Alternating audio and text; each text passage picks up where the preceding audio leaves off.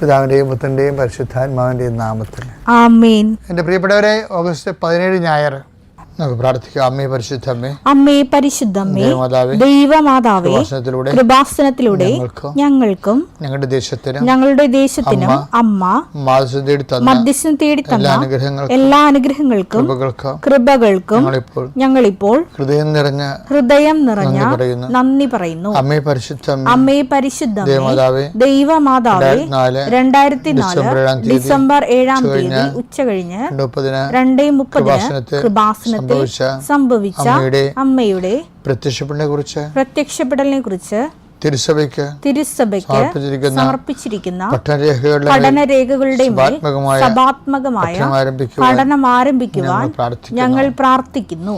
അമ്മേ പരിശുദ്ധമ്മേ,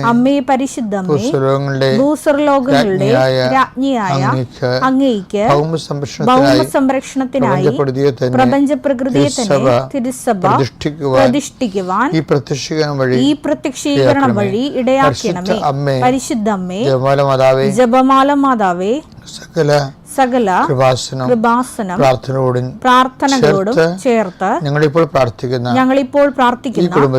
ഈ കുടുംബത്തിന്റെ പ്രത്യേക നിയോഗം. ഇന്നത്തെ നിയോഗം പറ മക്കളെ.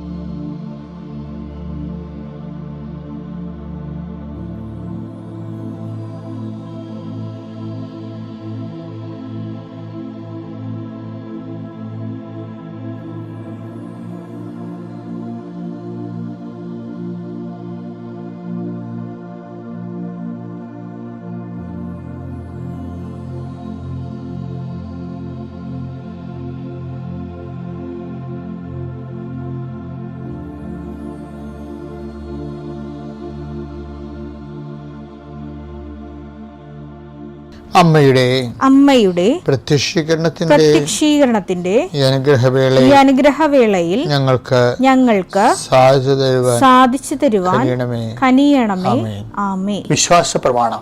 സർവശക്തനായ പിതാവും ആകാശത്തിന്റെയും ഭൂമിയുടെയും സൃഷ്ടാവുമായ ദൈവത്തിൽ ഞാൻ വിശ്വസിക്കുന്നു. അവിടുത്തെ ഏകപുത്രനും ഞങ്ങളുടെ കർത്താവുമായ ഈശോ മിശിഹായിലും ഞാൻ വിശ്വസിക്കുന്നു. ഈ പുത്രൻ പരിശുദ്ധാത്മാവിനാൽ ഗർഭസ്ഥനായി കന്യകാമറിയത്തിൽ നിന്ന് പിറന്ന് പൊന്തിയോസ് പീലാത്തോസിന്റെ കാലത്ത് പീഡകൾ സഹിച്ച് കുരിശിൽ തറയ്ക്കപ്പെട്ട് മരിച്ച് അടക്കപ്പെട്ട് പാതാളങ്ങളിൽ ഇറങ്ങി മരിച്ചവരുടെ ഇടയിൽ നിന്ന് 3-ാം നാൾ ഉയർത്ത് സ്വർഗത്തിലേക്ക് എഴുന്നള്ളി സർവശക്തിയുള്ള പിതാവായ ദൈവത്തിന്റെ വലതുഭാഗത്തിരിക്കുന്നു. അവിടെ നിന്ന് ജീവിക്കുന്നവരെയും മരിച്ചവരെയും വിധിക്കുവാൻ വരുമെന്നും ഞാൻ വിശ്വസിക്കുന്നു. പരിശുദ്ധാത്മാവിലും ഞാൻ വിശ്വസിക്കുന്നു.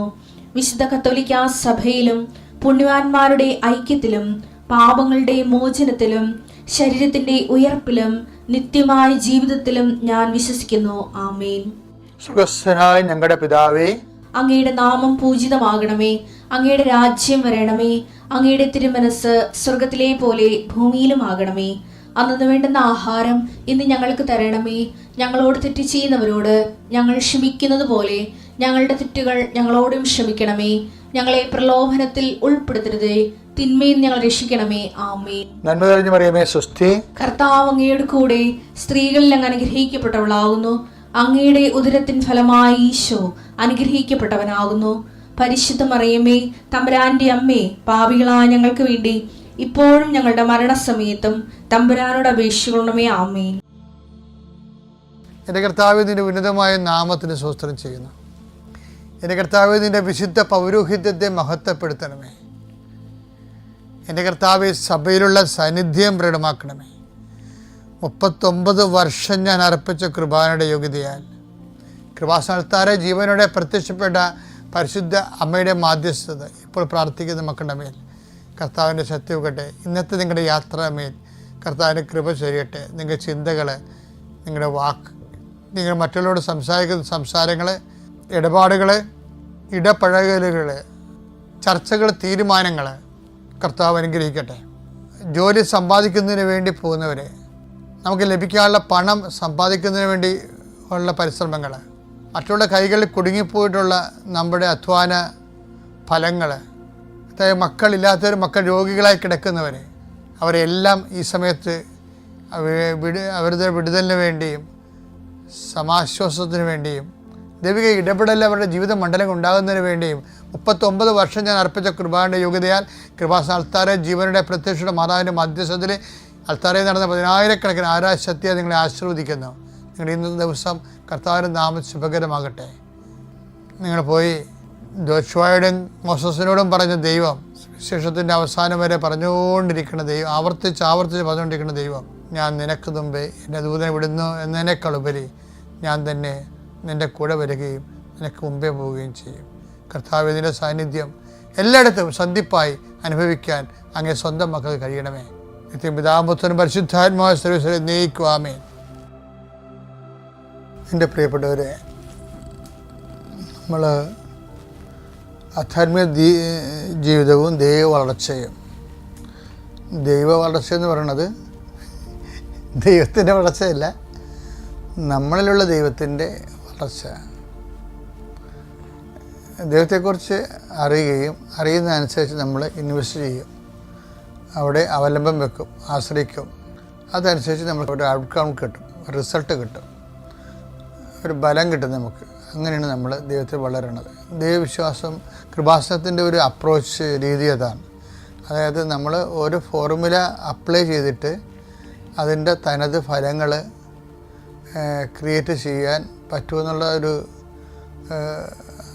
ദൈവാനുഭവത്തിൽ നിന്നാണ് നമ്മുടെ ഉടമ്പടിയുടെ പല കാര്യങ്ങൾക്കും സൊല്യൂഷൻ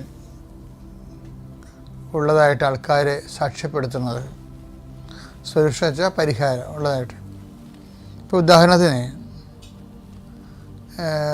റോമ 4:20 ദൈവത്തെ മഹത്വപ്പെടുത്തിക്കൊണ്ട് ഒന്ന് പറഞ്ഞ ഏറ്റവും ദൈവത്തെ മഹത്വപ്പെടുത്തിക്കൊണ്ട് അവൻ വിശ്വാസത്താൽ ശക്തി പ്രാപിച്ചു.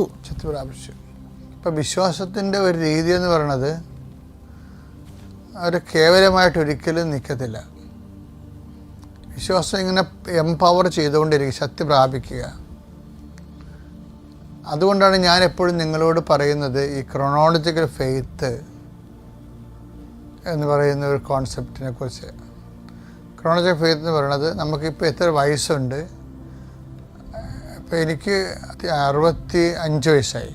അപ്പോൾ ഈ 65 വയസ്സിൻ്റെ വിശ്വാസമാണ് ഇത് ലെവൽ ചെയ്ത് വേണ്ടത്. പക്ഷേ ജീവിതമായത് കാരണം നമുക്ക് 65 വയസ്സുകാരന് 70 വയസ്സിൻ്റെ വിശ്വാസം. എങ്ങനെ വിശ്വാസം എന്ന് പറഞ്ഞ കുതിര ജീവിതമാകുന്ന വണ്ടിയുടെ മുമ്പിലുണ്ടാകണം.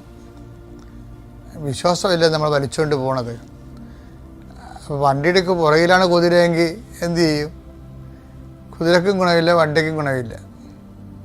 അപ്പം അതുകൊണ്ട് തന്നെ എപ്പോഴും ഈ ക്രോണോളജിക്കൽ ഇയറിനെ കവർ ചെയ്ത് കയറി നിൽക്കണം വിശ്വാസ വർഷം എന്ന് പറയുന്നത്. ഫെയ്ത്ത് ഇയർ എന്ന് പറഞ്ഞ സംഭവമുണ്ട്. ഫെയ്ത്ത് ഇയർ എപ്പോഴും ഒരു വർക്കൗട്ട് ചെയ്യുമ്പോൾ നമ്മൾ ജിംനേഷ്യത്തിൽ നമ്മൾ വർക്കൗട്ട് എന്നാണ് പറയണത്. ആധ്യാത്മിക ജീവിതത്തിലും ഈ വർക്കൗട്ടുണ്ട്. വർക്കൗട്ട് ഇപ്പോൾ ഞാൻ ഇന്നലെ ഒരു വർക്കൗട്ട് പറഞ്ഞില്ലേ നിങ്ങളോട്, എന്ന് വെച്ച് കഴിഞ്ഞാൽ നിന്നെ ഞാൻ എല്ലാ ജനങ്ങളുടെ മുമ്പിൽ ഉന്നതനാക്കും എന്ന് പറയുന്ന ദൈവം ഉടനെ ചെയ്യണേ എന്താ? വെള്ളപ്പൊക്കത്തിൻ്റെ മുമ്പിൽ കൊണ്ടുവന്ന് നിർത്തുകയാണ് ജോഷുവാനെ, ഇല്ലേ? എന്നിട്ട് അത് സോൾവ് ചെയ്യാൻ പറയും. വെള്ളപ്പൊക്കത്തിലൂടെ ഗത്രു ചെയ്യാൻ പറയും.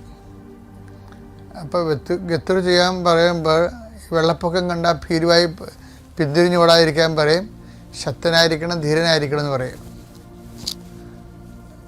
അപ്പോൾ അങ്ങനെ ശക്തനും ധീരനുമായിരിക്കുക.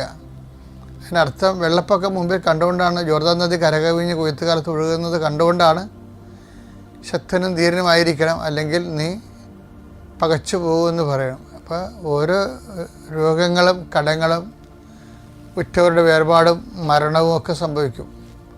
നമുക്ക് മുമ്പിൽ എന്തും സംഭവിക്കാം. ജീവിതം അതിൻ്റെ സ്വഭാവ ചേഷ്ടകളുമായിട്ട് മുന്നോട്ട് പോകും. നമ്മൾ പിന്തിരിഞ്ഞ് ഓടാതിരിക്കാനാണ് ശക്തനും ധീരനുമായിരിക്കുക. എന്താ കാരണം? നിന്നെ ഇതുവരെ നയിച്ച ദൈവം നിൻ്റെ മുമ്പേ പോകുന്നുണ്ടെന്ന്. വെള്ളപ്പൊക്കം അല്ല മുമ്പിൽ, ദൈവമാണെന്ന് ഓർക്കണം. നമ്മൾ പക്ഷെ കാണുന്ന വെള്ളപ്പൊക്കത്തെ ആയിരിക്കും. ഈ വെള്ളപ്പൊക്കത്തിൽ നമുക്ക് ഇടയ്ക്ക് കാണാത്ത ദൈവത്തെ കാണുന്നതിനാണ് വിശ്വാസം എന്ന് പറയുന്നത്. അത് ഇപ്പോൾ പറഞ്ഞതുപോലെ ഓരോ ദിവസവും ശക്തിപ്പെട്ടുകൊണ്ടിരിക്കണം. ആ വചനം ഒന്നൊരു വായിച്ച്. ദൈവത്തെ മഹത്വപ്പെടുത്തിക്കൊണ്ട് അവൻ വിശ്വാസത്താൽ ശക്തി പ്രാപിച്ചു.